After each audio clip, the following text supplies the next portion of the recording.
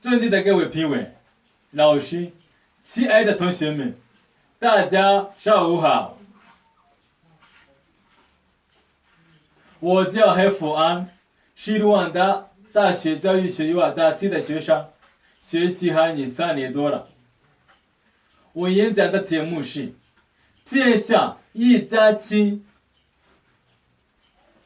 天下一家的观念来自于古代中国人的请求世界和平，来人相亲相爱的人的表达。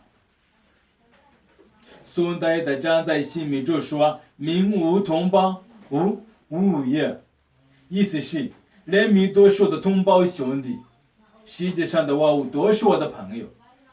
这是一种博爱的思想。人活在世上要有爱，这爱是不分阿拉伯大的，爱人、爱物，爱是世一切的存在之物。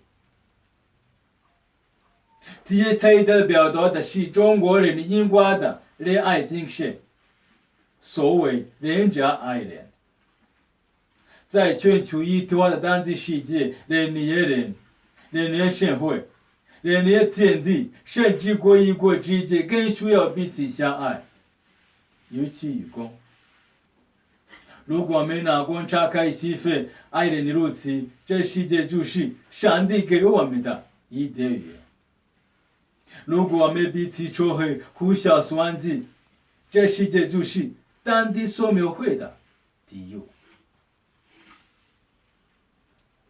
如果把世界比喻成一个大树的话，每个国家都是大树上的一个枝子，每个人都是树上的花、果子、叶子和种子。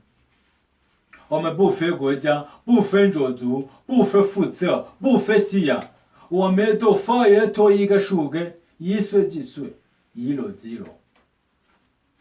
让我们放弃偏见，放弃歧视，重拾四海之内只有兄弟的古老信仰，一起把我们生于死、生于死的这片土地建设成一个美好的大家庭。